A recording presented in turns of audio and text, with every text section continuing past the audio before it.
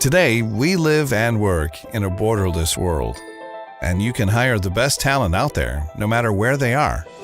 However, employing talent internationally can be lengthy, complicated, risky, and expensive. Be it setting up your business entity in another country and opening local bank accounts, tackling complex and risky local labor laws, or providing your employees with regionally compliant insurance and benefits. But none of these challenges can stop you from getting your best hands on deck. With legal business entities across the globe, Multiplier makes it possible for you to compliantly onboard international talent in more than 150 countries. Set up and run multi-country payroll effortlessly, whether it's paying your employees in euros, dollars, pesos, or yen. Offer customizable and localized benefits and insurance across locations, all in minutes, not days. Whether it's one employee or many, in one country or multiple countries, full-time, part-time, or freelancers, young talent or leadership, Multiplier does it all in the most cost-efficient way and with 24/7 expert help.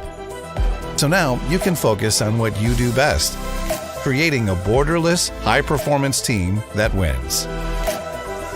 We call it the Multiplier effect.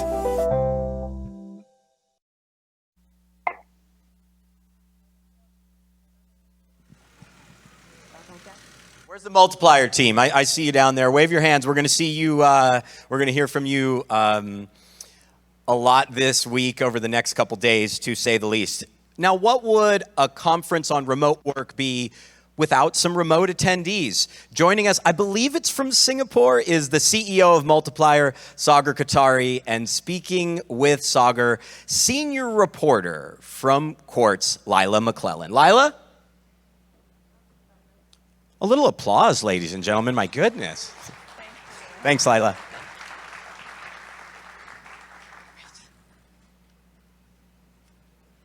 Hi there.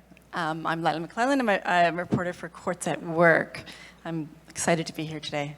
And I think we're going to get Sagar on the screen. It's nice to see you. Hi, Lila. Hi. Nice to see you, and nice to see everyone. Great. Okay, so we saw the video. We heard a little bit about Multiplier, and I would just love to hear a bit more. What was the inspiration? I would love to share that. First of all, hello everyone from Singapore. Really excited to be here with you. To just share a bit more about Multiplier, I'd love to kind of talk about how the idea came about and the stories intertwined with my own personal story. Would love to share a bit about that as well. Great. So I grew up in India, and as my first job, I moved to Tokyo as an investment banker. I think that was the first instance where I felt that, hey, I got this wonderful opportunity in Tokyo that a lot of my friends sitting in India, who by any measure of smartness were smarter than me, did not have access to. So that was the first point where I felt, hey, what if there's a solution that helps people access to great opportunities across the world, no matter where they are sitting in the world, right? Post that, I moved to Singapore. So today I'm in Singapore. Last 6 years I've been here, a couple of years in banking. And then I moved to work for a startup where my primary role was leading international expansion. And that's where the second moment, or the final moment of truth, came, where I thought about starting the Multiplier. So, I was leading an expansion into Australia market, and it took me 6 months to open a bank account. And that's where I thought, hey, if I was very convinced that the future of work is global, and if global looks like that, there has to be a better solution. And I got together with Vamsi and Amrit to start Multiplier. Today, in less than 1 year, we have teams in more than 30 countries with 52 nationalities. We have 200 folks with all kinds of time zones at play. That's fascinating. So your story actually begins before the pandemic, correct? Like, what kind of impact has the pandemic had on this business? Absolutely, Lila. So, if I have to give you a couple of drivers that drove or that drive this category, or not just Multiplier, but the entire category perhaps. Those are really proliferation of remote working tools and talent crunch. Let me talk about talent crunch first, because that is the most important driver for our category. For example, take any developed country today, or for that matter, any developing country, they have massive talent deficit. For example, I stay in Singapore, and we require 100,000 software engineers every year, but we only produce 10,000. So really, to cater to the demand, the companies need to look elsewhere. The second is remote working tools. If you think about 4 or 5 years back, before Zoom or Teams became mainstay, we hardly had any video conferencing tools to communicate with our global teams too. So really, the phenomena started before pandemic. To talk about the effect of pandemic, obviously it caused havoc in a lot of people's lives. But when you evaluate the impact of pandemic on our industry, it has really caused a seismic shift in people's mindset to adopt and remote and distributed work. So today we see clients big and small across industries. There is more acceptance to having a global and remote and distributed team. Right, and we're going to talk a little bit more about those tools a little later on here. But right now, I know that you've been traveling a bit, talking to a lot of companies. What kind of conversations are you having, and what is your vision of remote work based on what you're seeing? What kind of psychological hurdles do some companies still need to get over? No, absolutely. So today we work with companies of different segments, different sizes, big and small. To really, our vision of remote work is really twofold. One is, no matter where you are located as an employee, should not determine which opportunity you can have access to. And the second is, no matter where you are incorporated as a company or an employer, should not determine which talent you can hire. So really, to kind of like crystal gaze and see what the future looks like, let's go back 5-7 years in time. 5 or 7 years ago, if you had to really get an access to an employee, and we are talking about times where LinkedIn did not achieve its full glory, you really had to use a recruitment firm, or perhaps publicize in newspapers. And similarly, the point that I mentioned about video conferencing tools.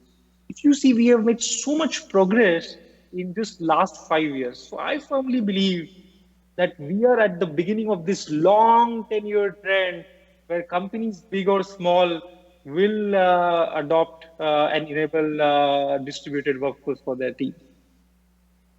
So that's fascinating. I can tell you, like, a big issue in the U.S. I live in New York. A huge topic is the in-office policy and how many days somebody needs to be in the office. That's happening right now, and it's fascinating to see even like bankers ignoring orders to return to the office. What do you say to CEOs who have these strict in-office policies? I think one of the most important, or one of the surprising discoveries that we have seen coming out of COVID is just the sheer amount of adoption among large enterprises. Right, the other day I was talking to a CEO of a Singaporean MNC, and they actually ran a survey. They ran a survey to figure out whether people should come back to office, whether they should do hybrid work, or they should go fully remote. And I was surprised, to hear one of the quotes, and I quote him. He said, "Hey, one of the employees actually wrote that if you claim that you want to be an employer of choice, if you really want to be an employer of choice, give us the choice to work from anywhere." And that really hit me hard, and that really hit the executive hard as well, who, by the way, now have decided to cancel the lease. So really, the idea is, you are not shielded from talent crunch. In one way or the other, to get access to the talent that you need to grow for your business, you will have to adopt to distributed workforce and be open to hiring talent from anywhere. Right. It warms my heart every time I hear about employees coming together and convincing their CEOs to change the in-office policy. It's happening quite a lot. But we did hear recently about Airbnb, and they had their very generous remote work policy. But there was a caveat where employees could go and live in any country in the world for 90 days, right? And I imagine that some employees are saying, hey, Brian, I'd like to stay in Colombia year-round, so that's where my grandmother lives.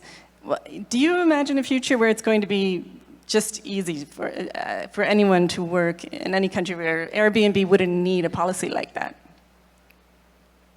Again, Airbnb is a great company. What they have achieved. I have lots of respect for Brian. So, but take Airbnb or any company of that scale, which is a massive organization present in 100 and 150 countries. For them changing the strategy overnight is going to be a challenge. I mean, we are talking about completely changing the way you work. It involves a lot of strategic shifts. It involves a lot of compliance challenges. So I firmly believe that different companies will attack this problem from different angles and different speeds. When you talk about enterprises, they are massive organizations. Perhaps they will take some baby steps. They will do some pilot, which is what Airbnb is trying to do. But I can share from personal experience, once an organization start using this solution, or, what I mean by that is start, tinkering around with the idea of remote work, they don't stop. We work with a lot of MNCs which start to work with us in one market and then start to really, once they understand the benefits of it, start to really expand and use us across 10, 15, 20 countries. So I firmly believe that, there's no going back from here. If you take a long enough time frame, I believe that Airbnb will also fully adopt remote policies. But again, you have to give it time, right? Large organizations operate in a slow manner, but slowly but surely they are going in the right direction. Great. So we're on the right path. This is reminding me of a conversation we had with Liam, actually, you just saw from Running Remote. We talked a lot in the past about outsourcing, and now we're talking about remote work. What is the difference in those two terms? Is that just a sort of a reflection of bias when we talk about outsourcing? Actually, Lila, that's a great question. When I started the company, a lot of investors asked me this company, is this outsourcing 2.0? I think to understand the difference, one must understand where the word outsourcing comes from, right? Let's go back 5-10 years and, let's try to figure out how companies operated 5 or 10 years ago, right?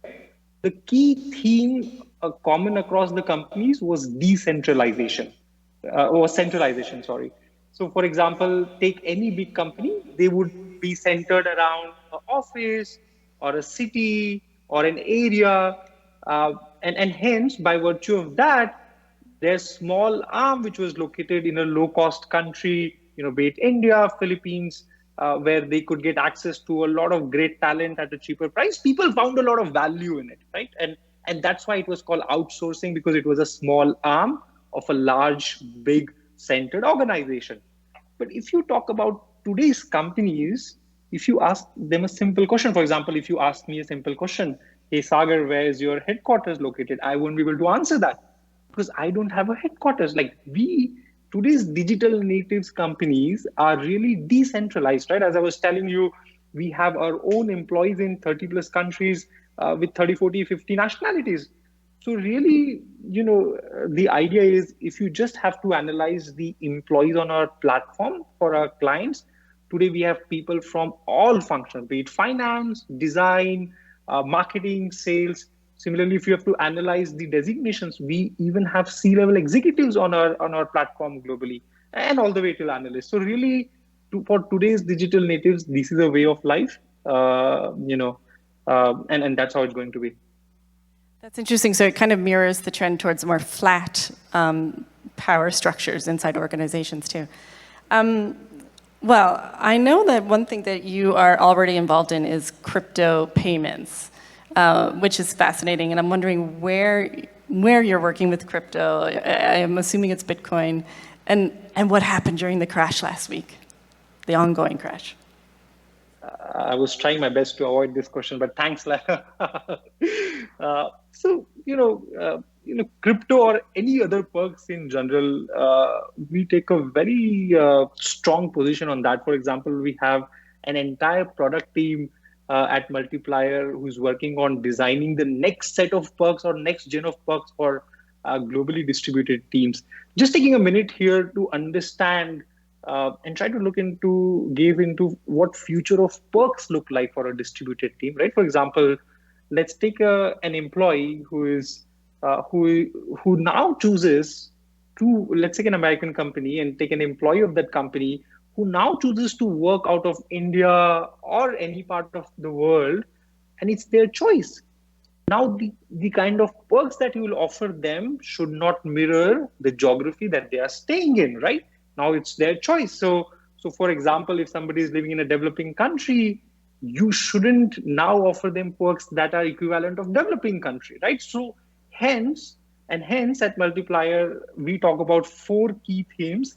That is, perks should be localized, customizable, of global standard, and really it should be homogeneous across the region, right? So if you have a team in 15 countries, all 15 country employees should be able to claim same type of perks, right? And now you talked about cryptocurrency. Sorry to took a detour there. There is a segment of our customers who want to pay their employees in cryptocurrencies. Similarly, there is a segment of employees on our platform who would love to accept their paycheck in cryptocurrencies. We enable that, and we enable a lot more, tailoring that our customers require. So idea really is make sure we are able to provide that platform for companies that can help them bridge talent gap and attract the right talent and pay them in whatever form that they would like to get paid in. So it sounds like it's not a massive trend that you're seeing with this request, though, for crypto. It's just one of many things, services. No, absolutely. So there is a good chunk or a big segment of folks, in our segment, in our entire customer list that we are looking at, folks who are excited about having their paycheck in cryptocurrency. But again, some of them are excited about living in Bali and earning in US dollars. So really the idea is, of course, the platform that we have built, it can now be customized to offer tailor-made solutions to all types of businesses. So, and hence cryptocurrency is just one of them. Okay. And speaking of trends and what employees are looking for, in the US, there's been like a massive amount of movement between jobs. So great resignation, great migration, reshuffling, lots of names. And it's been like 6 million people, I think, quitting their jobs. No, 4 million quitting their jobs for the last 6 months. Incredible. Are you seeing that in global markets? Lila, I firmly believe that great resignation is nothing but just a manifestation of desire of today's workforce to have a different set of working rules, to have a different world of work, and to be able to work from where they want to work and for the opportunity they want to work for, right? So really this is nothing but today's workforce trying to find out what next, right? So in a world, take an example. For example, if I'm living in Germany, I'm an accountant, and I feel the next best opportunity for my career, whether it in terms of salary or the opportunity or whatever, I find that in New York, I should work for that opportunity. Similarly, if I'm located in New York and I'm a lawyer by profession, and I think the next best opportunity for my career would come from Singapore. Now in today's world, you are able to do that. You are able to really, if you're an accountant in Germany, work for New York, you're a lawyer in New York, work for Singapore. So really, what remote work is enabling is solving for Rubik's Cube, or really rebalancing the demand and supply of global employment. So, so to your point, absolutely, today's workforce demands choice. And if you want to be the employer of choice, you must provide them the choice to work from anywhere. Great. And are there certain markets where you would like to see more traction? now that people can work from everywhere? I think there are roughly 3 or 4 demand belts that we are seeing in our business. One is the obvious Southeast Asia, India belt. The other is LATAM belt. The third is Eastern European belt. And the fourth and the most important belt that I would like to talk about is the African belt. If you want to run a simple experiment, just post a job ad on LinkedIn and see which country do you receive the most number of applications from, right? It used to be in India back in the day, right? It used to be, most number of applications coming from India because they have the biggest workforce. Today, Africa is really taking that over, in terms of the number of applications of different types of jobs and really the quality. I mean, the quality of developers that you can find in Nigeria is just phenomenal. So, we are very interested in what will happen there. Like we've seen talent boom happening in India, Eastern Europe, but we are really excited and we are investing a lot of money to figure out, when Africa will come to mainstay. That's great. And I feel compelled to add a little plug for Quartz Africa, which is another one of our editions. And we just started a newsletter too, because Quartz saw that trend coming as well. Thank you. So one last sort of trendy question is about the metaverse, right? I've played around a little bit in the metaverse. Are you seeing more and more VR, training in VR or onboarding? And is that the future, or are there other tools that you see really rising right now to make remote work better? That's a great question. AR, VR, or be it any technology that will help today's employers have a more meaningful relationship with their employees, have a more intimate working relationship with their employees, will see a massive uptake. I think tech stack is going to be very, very important. For example, if I talk about Multiplier, we assign phenomenal importance in the tech stack that we use. So tools that really help you better document, run your async organization in a more meaningful manner, and help your employees have more intimate conversations are really going to see uptake. So, AR, VR, but in general, a lot of technology that we are seeing that is enabling that for companies and employers to have a more meaningful conversation with the employees. Great. Well, what kinds of questions? I know you're on other panels, and so I'm just wondering what kinds of questions you might have for some of the people here at Running Remote, and what are you hoping to share with them? What is your sort of main message? I think we are perhaps the first gen companies that are building really distributed remote organizations. So it's it's an experiment for us, right? And when you're doing experiment, it's always good to learn from people how you can be successful at that experiment. So one topic that really excites me is culture. We strive really hard to build a great culture at Multiplier. I would love to take 30 seconds to talk about it. At Multiplier, we have the culture of 3 T's, as we call it: trust, transparency, and thoroughness. So really, trust is the currency to do business at Multiplier. So one of the topics that I would be keen in discussing, sharing my experience, learning from them, from all the audience in the session is how are they really creating or managing or sustaining a great culture in the remote teams that they have built. That's one area which is very close to my heart.